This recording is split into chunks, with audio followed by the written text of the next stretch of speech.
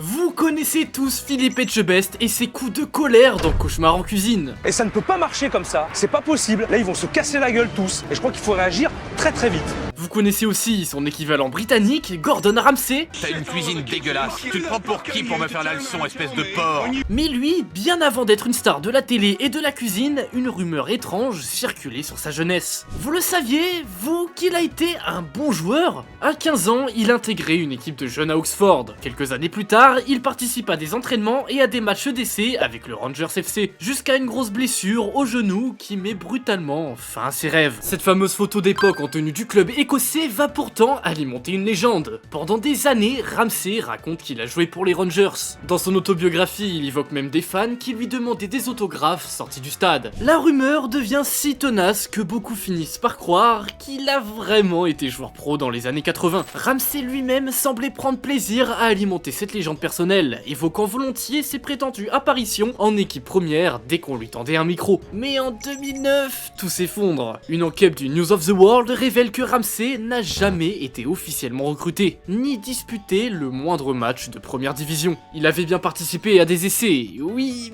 mais la carrière pro, c'est une pure légende. Certains collègues le surnomment même Billy Bullshit pour cette raison. Bref, une rumeur bien montée et une parfaite mise en bouche pour parler des plus gros imposteurs de l'histoire du sport. Le pire golfeur de l'histoire. Maurice Flitcroft, grand fan de golf, a 46 ans quand il se met une idée complètement folle en tête, devenir joueur pro quoi qu'il en coûte. On est au milieu des années 70 et un jour, il découvre l'existence du British Open, l'un des tournois les plus prestigieux au monde. Petit détail quand même, Maurice n'a jamais rejoint le moindre club, il n'a jamais joué une seule compétition et ça fait à peine quelques mois qu'il tape des balles tout seul dans un parc. Mais peu importe, il va s'inscrire. Pour ça, il doit indiquer sur le formulaire s'il est pro ou amateur. Il y a un vrai dilemme, car s'il coche amateur, il doit fournir un certificat officiel de niveau, alors qu'étonnamment, s'il coche pro, il n'a rien à fournir. Du coup, il dit qu'il est pro, pourquoi s'embêter?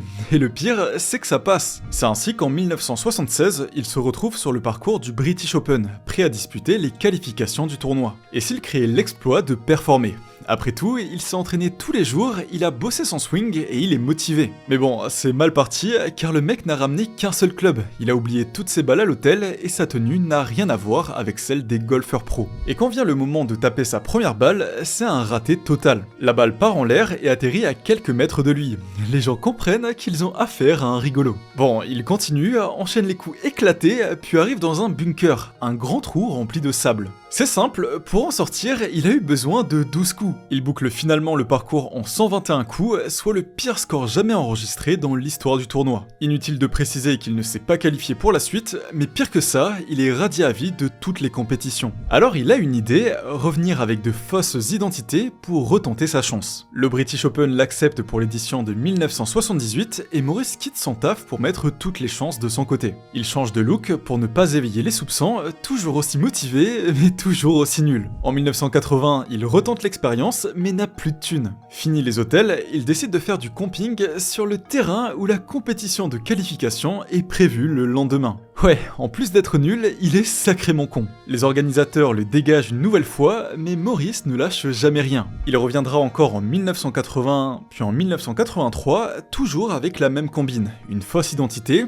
un déguisement improbable et un swing désastreux. Le clou du spectacle arrive en 1990. Cette fois, il se fait appeler Jen Paychecki, un prétendu golfeur texan. Et tous les clichés sont réunis, jusqu'à l'accent un peu trop forcé. Mais après 2 trous, les organisateurs flairent l'arnaque et le sortent du tournoi. Depuis, le système d'inscription a été modifié, il était temps. Car je me demande vraiment comment ils n'ont pas eu l'idée de vérifier si les golfeurs pros qu'ils recrutaient étaient vraiment bons. Alors la belle histoire, c'est qu'avec toute la médiatisation qu'il y a eu autour de Maurice, il a eu le droit à un peu de reconnaissance. Aux États-Unis, son culot finit par séduire toute une communauté de golfeurs amateurs. Au point qu'il décide de créer un tournoi rien que pour lui, le Maurice J. Flitcroft Springstag. Maurice fut reçu en VIP en 1988, billet d'avion classe affaires offert et ovation des participants ravis de rencontrer leur icône. D'ailleurs, ce tournoi existe encore aujourd'hui, on y récompense les meilleurs, mais aussi les plus mauvais, un joli clin d'œil à son histoire. Les plus gros farceurs. Il y a une catégorie à part dans l'univers des imposteurs du sport. Des mecs qui n'ont pas truqué leur CV ou profité du système, non, eux, ils sont juste là pour mettre le bordel. Et forcément, on est obligé de commencer par le roi du prank à la française. On est en mai 2002, finale de la Coupe de France. Le FC Lorient vient de créer la surprise en battant Bastia. Le Stade de France explose, tout le monde est debout, et au milieu de cette euphorie, un inconnu en maillot orange se glisse sur la pelouse. Il serre même la main de Jacques Chirac qui le félicite pour son match. Puis il lève le trophée et fait la fête avec tous les joueurs. Et personne, absolument personne ne comprend que ce type n'a rien à faire là. Cet inconnu, vous le connaissez, c'est Rémi Gaillard. À l'époque, il n'est pas encore une star d'internet, juste un mec avec des idées un petit peu folles. Son plan était simple, repérer la faille dans la sécurité, enfiler un maillot de Lorient et foncer sur la pelouse dès le coup de sifflet final. Les caméras le filment et les supporters lui demandent des autographes. Rémi avait même prévu de retourner son maillot côté bleu si Bastia gagnait. C'est dire le niveau d'anticipation. Ouais, ce soir-là, il a gagné la Coupe de France sans jamais avoir joué une seule minute. Et des années plus tard, il récidivera encore, comme ce soir de 2015 où il s'est incrusté dans la photo officielle de l'équipe de France de volley, tout sourire au milieu des champions. Même recette, un t-shirt bleu, une brèche dans la sécurité et une confiance absolue. Rémi Gaillard n'a jamais eu besoin de badge, juste un bon timing et d'un énorme culot. Il a réussi à se faufiler dans un match de hand et même au milieu d'une interview en direct sur le Tour de France. Mais le plus fou, c'est quand il s'est introduit sur un court de tennis lors d'un match d'exhibition opposant Yannick Noah à Henri Lecomte. Rémi arrive carrément à taper une balle gagnante aux côtés du vainqueur de Roland Garros.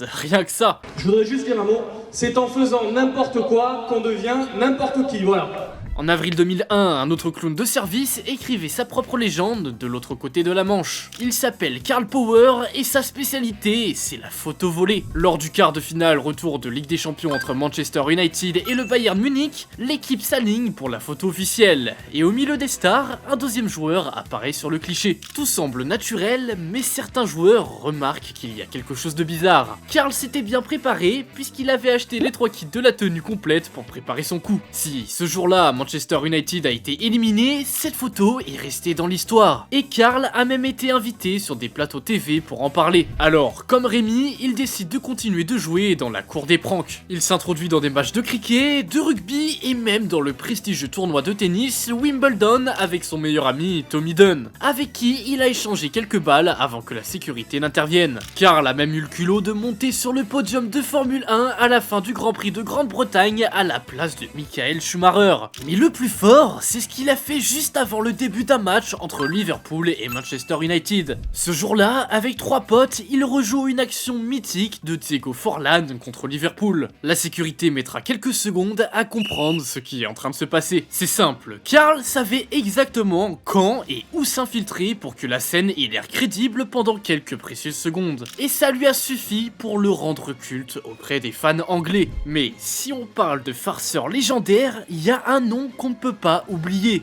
Barry Bremen, l'homme qu'on a fini par appeler The Great Impostor. À la fin des années 70, début 80, les États-Unis sont en pleine obsession pour le sport pro. Et Barry, lui, est vendeur d'assurance à Détroit. Bon, rien à voir avec un athlète, sauf que Barry a une passion, se faire passer pour l'un d'eux. Et il va pousser le concept à un niveau stratosphérique. Lors du NBA All-Star Game de 1979, opposant les meilleurs joueurs de conférence Ouest à la conférence Est, il se cache dans les toilettes pour se changer, puis il s'introduit sur le parquet où il s'échauffe avec les légendes du basket américain, avec un survêtement officiel. Il signe des autographes aux fans, mais se fait sortir par la sécurité. What was the players' reaction when they saw you in their midst? I got there and said, fellas, just stay cool. I got a bet going. All I want to do is be in the layup line or get a rebound.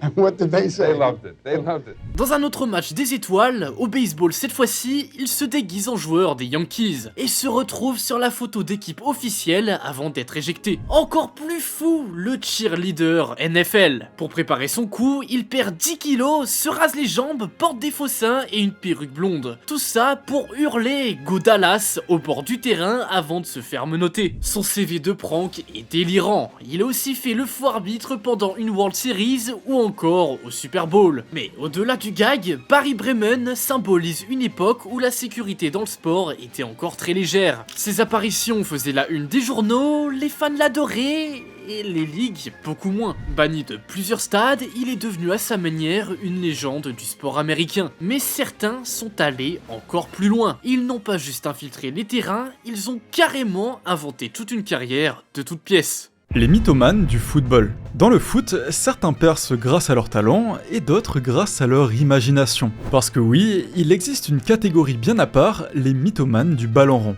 Des mecs qui ont littéralement inventé leur carrière et parfois ça a marché. Avant d'en arriver aux impostures les plus légendaires, faut quand même rendre hommage à certains escrocs plus discrets. Il y a par exemple Bernio Verhagen qui a réussi à se faire signer dans plusieurs clubs pro sans jamais prouver quoi que ce soit sur un terrain, simplement grâce à de faux agents et des dossiers truqués. Il y a aussi Massal Bogdov, un joueur moldave tellement bien inventé qu'il a fini cité dans The Times comme un espoir à suivre en 2009, alors qu'il n'a jamais existé. Mais si on parle aujourd'hui de mythomanes légendaires, 3 noms sortent du lot, à commencer par Grégoire Axelrod. Au début des années 2000, il n'a pas le niveau pour percer, mais il a des idées. Il crée un site internet propre avec de faux articles, un CV gonflé au maximum et de belles photos en maillot du PSG. Des clichés pris lors d'une simple visite du Parc des Princes. Suite à ça, il commence à démarcher des clubs européens et ça marche. Grégoire décroche des essais à Swindon Town en 3ème division anglaise, à Charleroi en Belgique et même aux États-Unis aux Metro Stars de New York. Ouais, malgré son niveau plus que douteux, son storytelling est tellement bien ficelé qu'il intrigue les recruteurs. Et il finit par frôler une signature avec le CSKA Sofia, un club engagé en Europa League à l'époque. Tout est prêt, contrat, présentation, arrivée dans le vestiaire. Mais la veille de la signature, un supporter bulgare un peu trop curieux décide de vérifier son passage au PSG. Résultat, rien, il n'y a 0 trace. L'info remonte directement au staff et en une nuit, le rêve s'écroule. Le club annule tout, la presse locale s'empare de l'affaire et la supercherie devient un petit scandale en Bulgarie. Grégoire est renvoyé en France, là où l'histoire va finir par se propager. Bonsoir à tous, on commence avec un garçon qui mérite le ballon d'or de la mythomanie ou celui de l'audace. Craig Axelrod était prêt à tout. Grégoire devient alors le symbole du mec qui a failli décrocher une carrière pro avec 0 minutes jouées. Ou presque, parce qu'il finira quand même par signer un vrai contrat en D1 canadienne avec le club des Mississauga Eagles.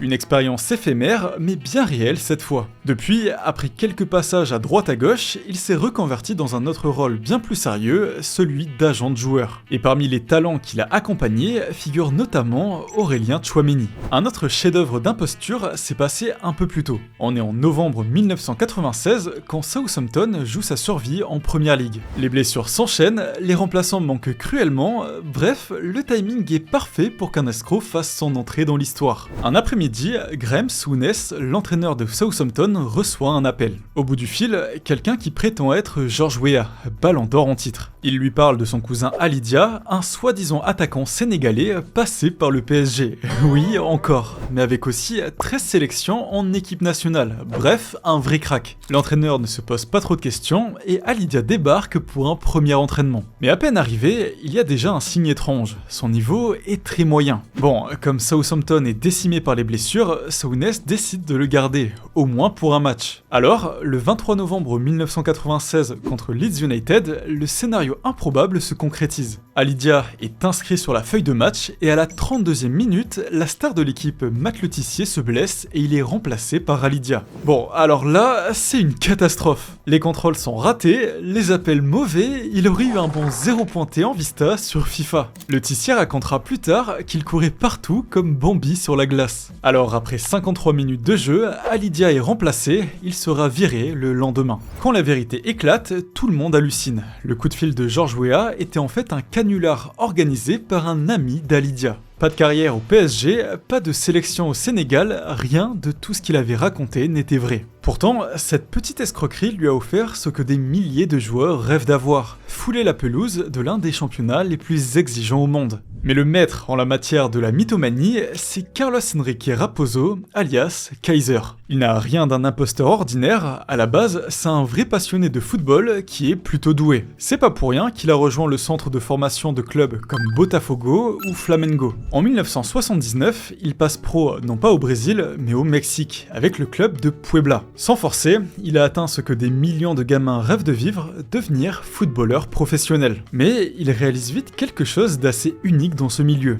Il n'aime pas vraiment jouer au foot. Il ne veut plus toucher un ballon, mais il n'est pas prêt à lâcher cette vie de footballeur, parce que l'argent, c'est cool. Alors pour continuer à en profiter, Kaiser va miser sur ses atouts naturels comme son charisme, son réseau ou sa capacité à embobiner tout le monde. Très vite, Kaiser comprend comment fonctionne le système. À la fin des années 70, il n'y a pas d'internet, pas de base de données mondiale, ni de vidéos YouTube qu'un recruteur peut vérifier en 2 clics. Alors à cette époque, une bonne recommandation vaut de l'or. Et lui, il est pote avec les bonnes personnes, des stars montantes de la Seleção et des agents influents. Il débarque dans les clubs avec le look, l'attitude et surtout une histoire soigneusement entretenue. Et ça marche, grâce à son réseau, Kaiser enchaîne les contrats, toujours assez courts pour ne jamais éveiller les soupçons. Botafogo, Flamengo, Bangu, Fluminense et Vasco da Gama, que des gros clubs brésiliens. Il a même fait un détour aux États-Unis et plus surprenant encore, en France, au Gazélec Ajaccio. Il a joué une année là-bas et a marqué plein de buts, ou pas. En réalité, il a tout inventé notre Kaiser avec quelques photos et même une fausse licence. Bref, sur le papier, tout ça ressemble à une vraie carrière internationale, sauf qu'il y a un petit détail, il ne joue jamais. Dès qu'il sent qu'un entraîneur envisage de le faire entrer en jeu, Kaiser a une méthode bien rodée. À l'échauffement, il simule une blessure, souvent à la cuisse, ce qui le dispense instantanément de toute apparition sur le terrain. Comme à l'époque, les examens médicaux sont assez légers, impossible de prouver qu'il bluffe. Et quand la situation devient vraiment critique, il passe à la vitesse supérieure. Un jour, voyant qu'il allait devoir jouer, il court vers la tribune et provoque une bagarre avec des supporters adverses. Il se fait expulser avant le coup d'envoi, n'a pas besoin de jouer, et en prime, il passe pour un héros aux yeux des dirigeants persuadés qu'il a défendu les couleurs du club. Mais Kaiser, c'est aussi un as de la mise en scène. Pour nourrir sa légende, il se balade partout avec un faux téléphone portable, un objet rarissime au Brésil à l'époque, et fait semblant de recevoir des appels de clubs européens. Pour tout le monde, il est ce crack mystérieux que tout le monde veut recruter. Et pendant près de 20 ans, il vit de ce stratagème. Des contrats signés, des hôtels payés, des salaires encaissés sans jouer la moindre minute. Son histoire devient une légende au Brésil au point d'inspirer un documentaire entier. Ce qui est dingue avec toutes ces histoires, c'est qu'elles prouvent que le sport, ce n'est pas qu'une affaire de talent. Avec un faux CV, un déguisement ou juste un énorme culot, tous ces gars ont marqué l'histoire à leur manière. Alors ouais, ils n'ont pas soulevé de trophée, enfin, sauf Rémi, mais ils ont quand même réussi là où beaucoup échouent. Faire croire qu'ils appartenaient à ce monde.